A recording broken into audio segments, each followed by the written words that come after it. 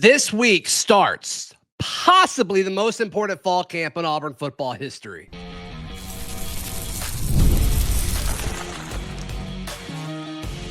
You are Locked On Auburn, your daily podcast on the Auburn Tigers. Part of the Locked On Podcast Network, your team every day.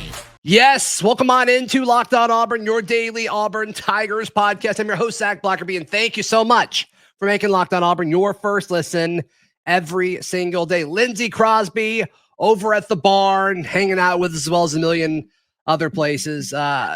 We'll talk about Auburn versus Baylor, and we'll also talk about how, man, like you may not can win media days, but you could argue that Auburn's first opponent's head coach certainly lost media days late last week.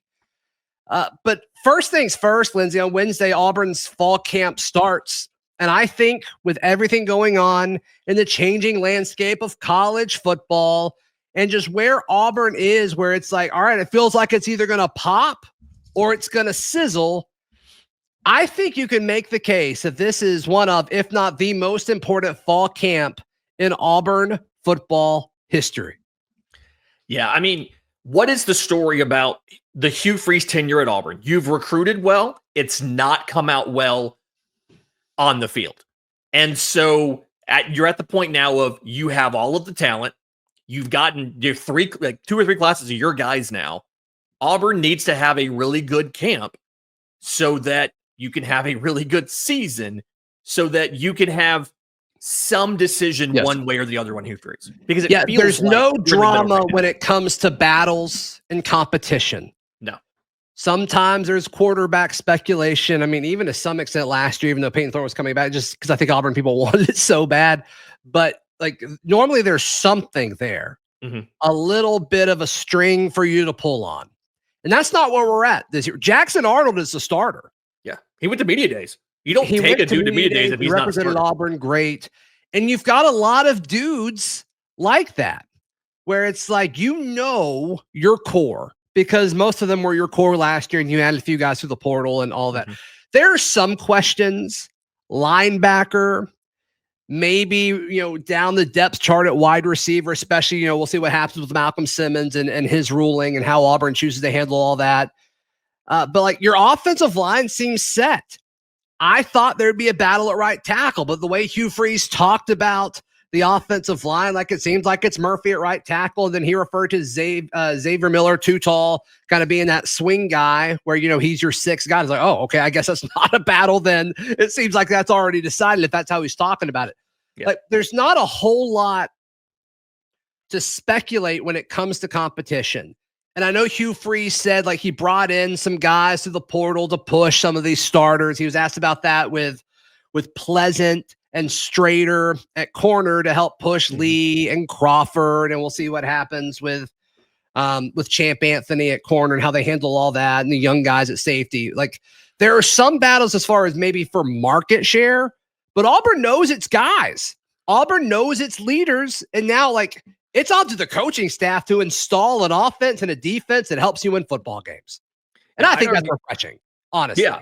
I mean, it's all about ball. It's not about like the thing that I like, and I understand the idea of you have somebody behind you or you're competing for a job and it makes you step up a bit in camp and all of that. But what I like is you can focus on my role for the upcoming season, the way that I can make Auburn better, right? I mean, maybe Jeremiah Cobb and Mario Alston are kind of going back and forth a little bit on who's going to get more time at running back, right? More touches.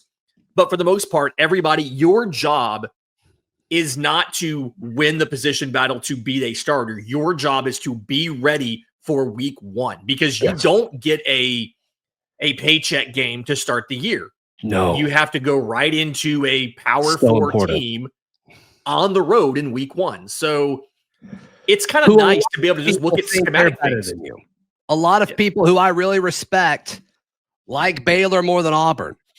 And I don't know if I agree with that from a roster point of view, but I agree with it from like, I mean, if I had to pick game one, like who would I rather have, Jackson Arnold, Sawyer Robertson? Right now, I'd probably take Sawyer Robertson just because of what he's done down the stretch at Baylor. But Zach, I thought Walker White was going to be the starter at Baylor. That's what a lot of Auburn people said. A lot of Auburn people said, oh, it's going to be the Walker White revenge game. Maybe Yeah. in 26, guys. Not in 25. Not in 25. Him coming back to Jordan Hare as the starter. Ooh. It's going to be awesome, though. Like, what a storyline. It's going to be great. That's great for both programs. It's great for Walker. I hope he wins the job and is given that opportunity. That'd be super cool for him.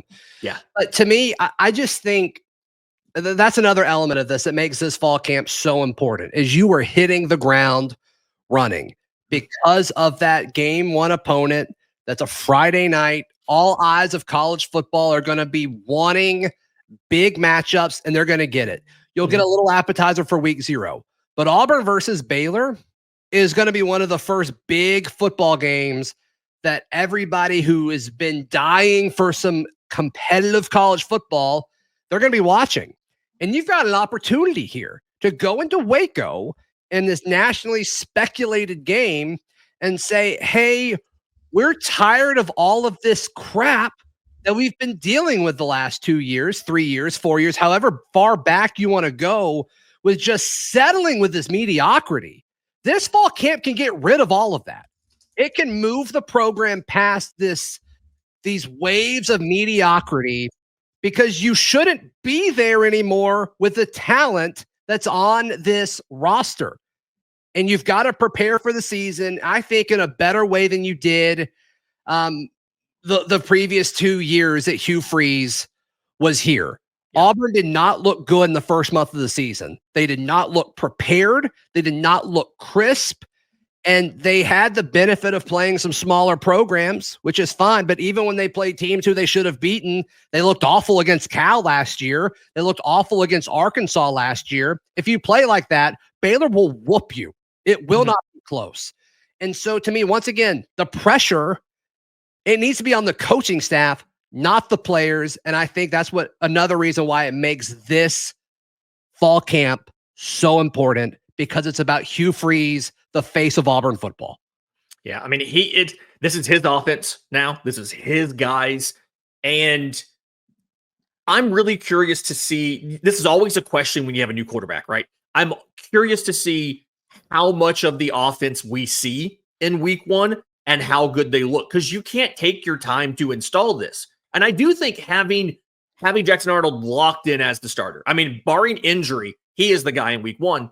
Yes. I do think that helps you get farther along in the install process, because I mean, it's something where, like, yes, you want Deuce Knight and Ashton Daniels to understand what they're doing if they have to go into the game. Right. But Jackson Arnold's your guy, and you know he's your guy. And so it makes sense that he should be able to be farther along than, say, Peyton Thorne was in his first year, right? He came in late.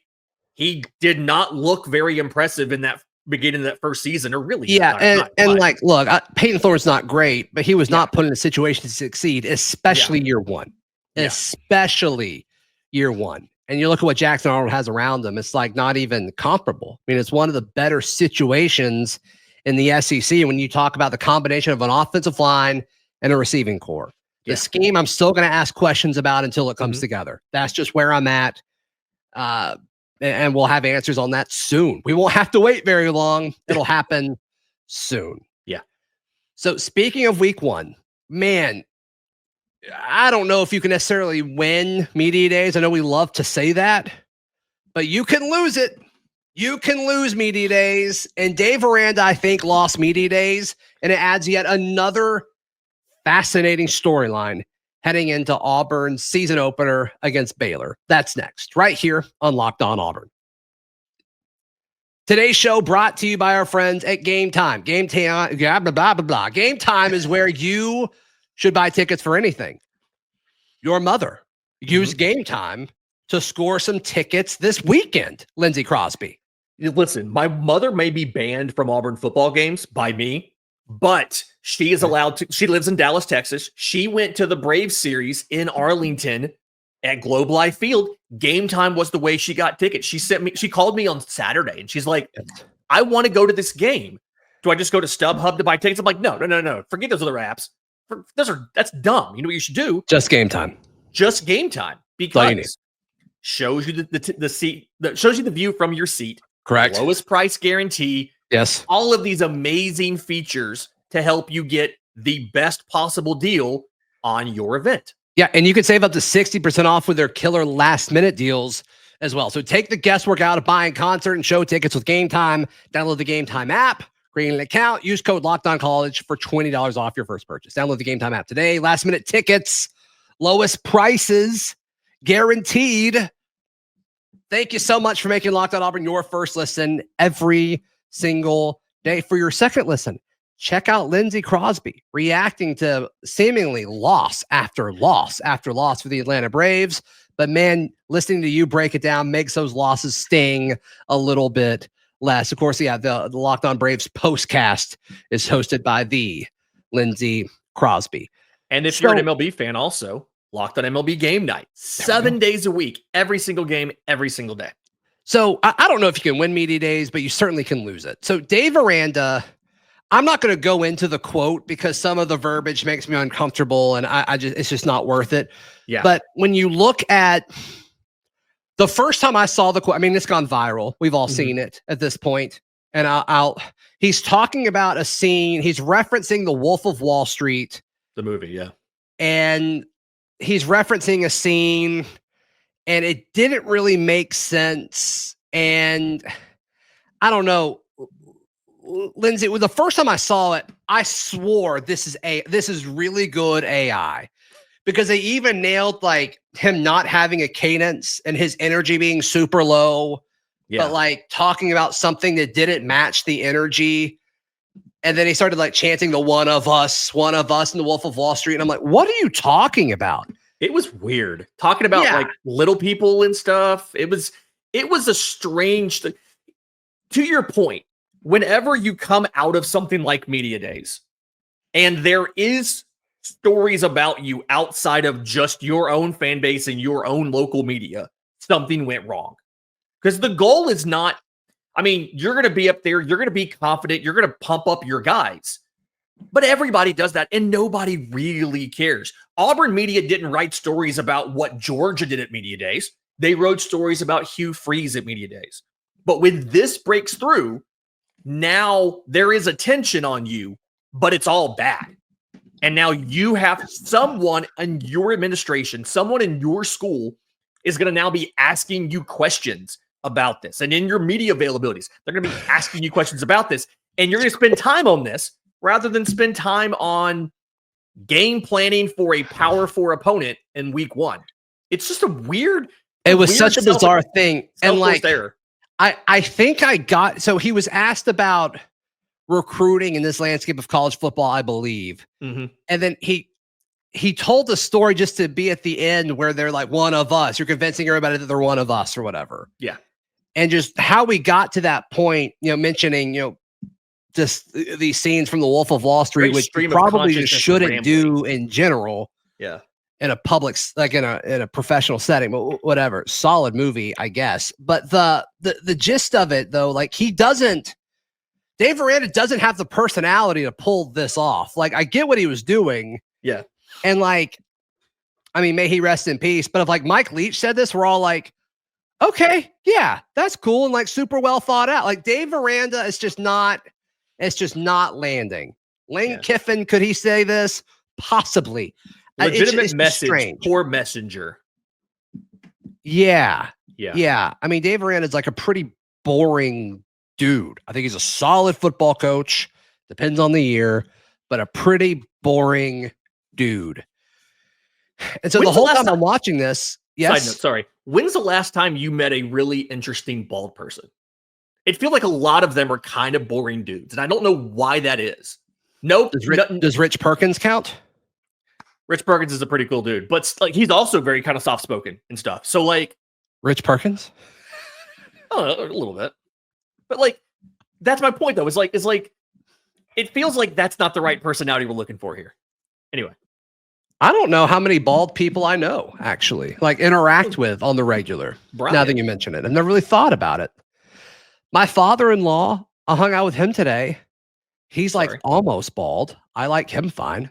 Is he deliberately bald though? Like, is it a choice or is he just losing? Never come up, man. I'm just not sure. It's the like, did you shave your head or did you just lose your hair and you're kind of hanging on?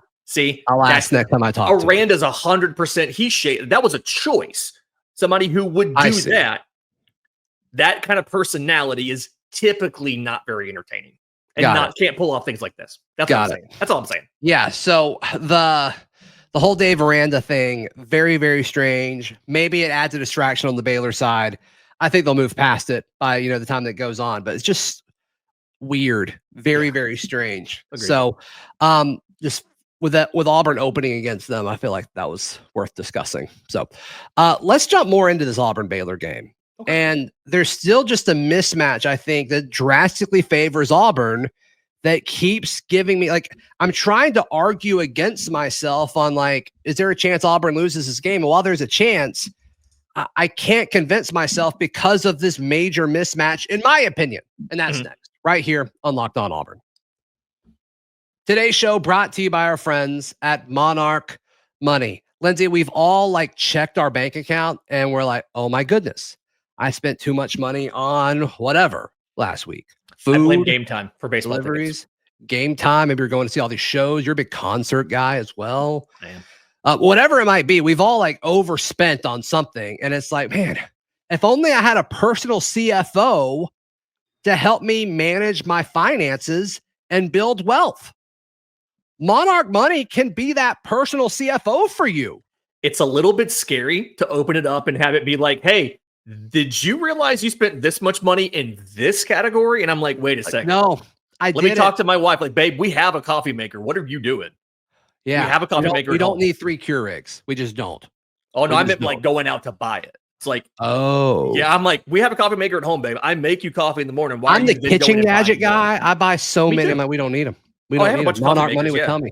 Same. But yeah, hey, take control of your finances with Monarch Money. Use code LOCKEDONCollege at monarchmoney.com for 50% off your first year. That's monarchmoney.com. Code LOCKEDONCollege for half off your first year.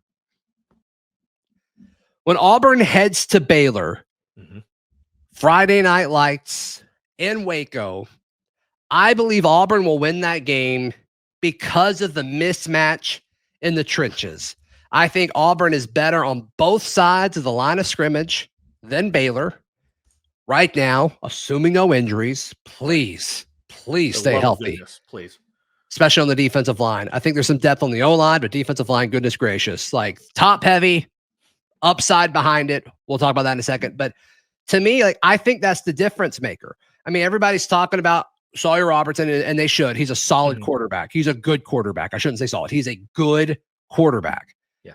And I think Baylor likes their receivers, no question about it. But I just think when it comes down to when you win and lose football games, so much of it happens on the line of scrimmage. Baylor loves their running game, loves their running backs. I think Auburn's defensive line against Baylor's offensive line is a mismatch. And I think Auburn's offensive line versus Baylor's defensive line is a mismatch. And that's what, every time I'm reading all the negative stuff about why Auburn could lose against Baylor, or man, Auburn needs to be concerned about Baylor, which I agree, they should be concerned. But that's what I keep coming back to. And it doesn't matter who says what about this game. There's nothing that can be said before the game starts that'll change my mind on that. I like the experience of Auburn's offensive line. If you look left to right, if we assume all these guys are the starters of today, Xavier, junior, Dylan Wade, senior, Connor Lew, junior, Jeremiah Wright, redshirt senior, Mason Murphy, redshirt senior. You have a ton of experience up there. I haven't counted up all the starts, but I would assume they're probably over 100 starts as a group. But dude, even behind them, I was about to say, that's their part. They have depth too. Yeah. I mean, Tutall's been an SEC starter for 2 years. And he's your 6th lineman. Yeah. He's Tyler your extra Johnson tackle. is solid. And then not experienced, but just solid players. You look at DeAndre Carter. They really like Ty Buster. I mean, there's dudes on the offensive front where it's I think there's too many guys for this to be a disaster on Auburn's offensive line. The one spot I would have a little bit of concern would be if Connor Lew would go down. Dylan Cinda's in his 2nd year. He's a redshirt sophomore. But from an experience perspective, Connor Lew's been so good since he got here. You just don't have a bunch of other guys who are experienced with making the calls and snapping the ball. Yeah. But that's it. Any team but losing everybody's got those guys, right? Yeah. Like everybody's got those guys on your roster that just aren't replaceable. I mean, you can say the same thing. Like Auburn's deep at receiver, but if Cam Coleman goes down, like it changes things. Yeah. Auburn's deep at corner, but if you lose Jay Crawford for the season, like it does change how you talk about it. I like Auburn's defensive front, but if Keldric's not there, it's like that changes the whole complexity of the defense. So yeah, for sure. Connor Lew's important. No question about it. Yeah. I mean, and but like just the amount of depth and the floor. I think the biggest thing for me on this version of the roster compared to previous seasons is the floor should be significantly higher than we've seen in the past. I mean, that's the whole thing about every position on this team. 100%. Quarterback. Okay, if you think Jackson Arnold's the wrong guy, whatever, like, okay, Ashton's a fine quarterback, and then Deuce Knight has all the upside in the world. He posted a video, a short on Instagram with QB Country of him throwing and working out, and just, oh my goodness. Oh my goodness. It's unreal. You're telling me he's 19? Huh. The arm talent. Like it's that natural arm talent. And that's it. Like it's like, yes, you can work on specific physically. It's like what? Yeah. Wow. I mean, would I be wrong in saying that this roster this year probably has the most physical freaks of any Auburn roster in the last decade? I mean, I think it's since 2017, so that's close. Yeah. I mean, just athletic freaks. Everybody from Keldric Faulk's a freak. Yeah. I mean, Cam Coleman's a freak. Just all these dudes are physical specimens, marvels, really. And even your quarterback, Deuce Knight, is insanely athletic. Like no doubt. It's and like Jackson's an athlete too. He's just not Deuce Knight, you know. Yeah. But yeah, 100%. And that 2017 team, I mean, it had some dudes. I mean, obviously Derek Brown, Marlon Davidson. I think Noah Igbenogany was on that team. Like that guy was physically gifted. That's why he was drafted in the first round. And then, I mean, on the offensive side, they've had Prince Tega Winogo, which I know like some people scoff at that, but like dude's still playing in the pros. Yeah. And then Kerryon Johnson, obviously. I mean, that was a good team. That was a good team for sure. Derek Brown, one of the best defensive line athletes we've ever had come through Auburn. Yeah. John Franklin. I mean, one of the best players that have ever come through Auburn. He didn't do much here, but John Franklin was insanely athletic. He just wasn't very good. Yeah. That's a little rude. Sorry. But yeah, point is. But yeah, I mean, I like that you say that the way you said it, like the floor should be raised. And that's true. It absolutely should. It absolutely should. So Auburn versus Baylor. Right now, I've got the Tigers. And I think it's a kind of thing where if Auburn starts off solid and they don't shoot themselves in the foot with turnovers, which Auburn did last year, Jackson Arnold did early last year as well. Like, if they just take care of the football and don't beat themselves, I think they should handle Baylor. But that's a big if, the way the last few seasons have gone. Let me flip this on you just a little bit. If Auburn does get in trouble in this game, and it's not self-imposed, it's not shooting yourself in the foot with interceptions and all that. Okay. If Auburn does get in trouble in this game, what did Baylor do, or what part of Baylor's game caused it? Is it Dave Aranda's defense? Did he find a way to kind of mess up your offense? Is it their running game? Like, what do they have to do to put Auburn in trouble? Yeah, I mean, I think some of it is Jackson Arnold getting in his head. Yeah. And if Dave Aranda could do that early, that's not good. Especially like that seems to be the biggest thing when talking to Oklahoma media and media days a few weeks ago. It was like, he's got to get to where he can just play football. He second guessed everything, yada, yada, yada. So yeah, I think that's part of it. And then, I mean, I think if Baylor just like moves the football and Auburn can't stop them, like my gut is it's the passing game with Sawyer Robertson. That to me is my gut reaction. Is if things go south and Auburn's just getting beat, I think it's that. I know they love their running backs. I just don't think that's the matchup where Auburn loses. It's just my gut reaction. Yeah, I do think that Baylor is probably going to try to do a lot of quick game stuff to negate this defensive line, right? Yes. Keldric, Faulk, and Kieran Crawford. And that's the hard part is at a certain point, your defensive line can't do much to stop the quarterback if you're getting beat out wide. Like that's the big problem. If your cornerbacks can hang on enough, the defensive line can get pressure. I'm confident this Auburn defensive line can get pressure. The question's going to be, do you get beat by concepts immediately off the ball versus just getting beat? Like you have good athletes out there. I'm not worried about that. Jay Crawford is great. No, making corners tackle is hardly ever a bad strategy. Yeah. Ever at any level of football. Yeah. So yeah, and now I think Auburn's got some that are better than most, but making anybody tackle in space, it's hard. That's tough. I mean, yeah. So forcing one-on-one matchups in space, and one of the ways to do that is quick passes at the perimeter for sure, 100%. Now, I would once again just want to stress, like I would take Jay Crawford and Kayan Lee in most of those situations. The issue for corners, and like a lot of the things I see, like when I post good things about Kayan Lee on social media, he like got beat so much, and I'm like, yeah, he's a corner. Like that's what happens. They're gonna get beat from time to time. And you see it, and it's exposed. But Kayan Lee is way better than most. He just is.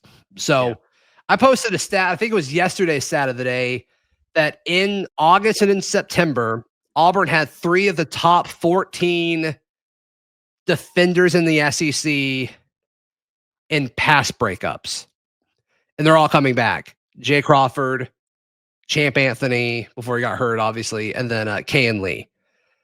And a commenter pointed out, and he's right, like that's a sign of not the pass rush not getting there. Yeah.